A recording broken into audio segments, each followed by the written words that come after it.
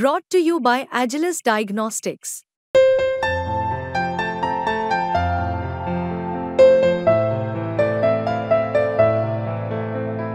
Agilus Diagnostics.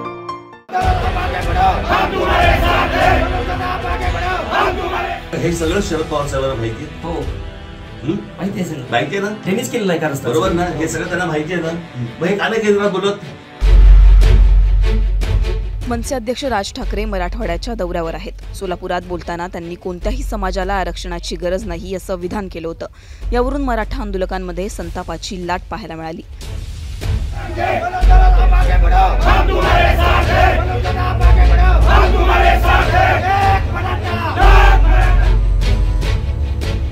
Maratha आंदोलकांनी राज ठाकरेंना भेटीसाठी वेळ मागितली असता ती नाकारण्यात आली. यानंतर धाराशिवमध्ये राज ठाकरे मुक्कामी असलेल्या हॉटेलमध्ये घुसून मराठा आंदोलकांनी जोरदार घोषणाबाजी केली.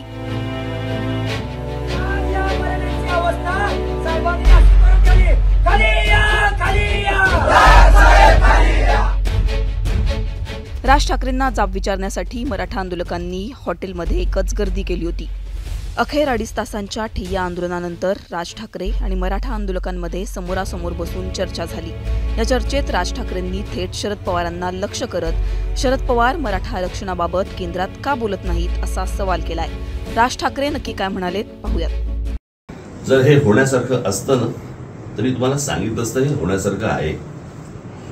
याच्यासाठी घटनेमध्ये बदल करावा लागेल. याच्यासाठी केंद्रामध्ये हे बघा, हे सगळं शरद पवार साहेबांना माहिती आहे. हो माहिती आहे सगळं. माहिती आहे ना, त्यांनीच केलेलं आहे कारण बरोबर ना. हे सगळं त्यांना माहिती आहे ना.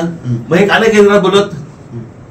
आता पण 2 दिवसापूर्वी मुख्यमंत्र्यांनी त्यांची बैठक झाली, बरोबर. सांगताना बाहेर काय सांगितलं? आरक्षणाबद्दल चर्चा झाली. काय झाली? काहीच नाही, काहीच चर्चा नाही. हे सर आम्हाला म्हणायचं आहे. म्हणजे प्रश्न असा आहे ना, या सगळ्या प्रश्न असा आहे, या सगळ्या ह्याच्यामध्ये हे सगळे तोंडाला पानं पुसणार आणि घोषणामध्ये बाहेर. शरद पवारांनी 2 दिवसांआधी मुख्यमंत्री एकनाथ शिंदेंची मराठा आरक्षणासंदर्भात भेट घेतली होती. या भेटीमध्ये मराठा आरक्षणासंदर्भात नेमकी काय चर्चा झाली याबाबत शरद पवारांनी बोलावं असं म्हणत राज ठाकरेंनी थेट शरद पवारांकडे बोट दाखवलंय. दरम्यान मनसेने आता स्वबळावर निवडणुका लढण्याचा निर्णय घेतला असून याच पार्श्वभूमीवर राज ठाकरेंचा महाराष्ट्र दौरा सुरू आहे. विधानसभा निवडणुकीच्या तोंडावर आता पुन्हा एकदा मराठा आरक्षणाचा मुद्दा पेटला असून याचा फटका आता पुढे कुणाला बसतो हे पाहणं महत्त्वाचं असणार आहे. ब्युरो रिपोर्ट, मुंबई तक.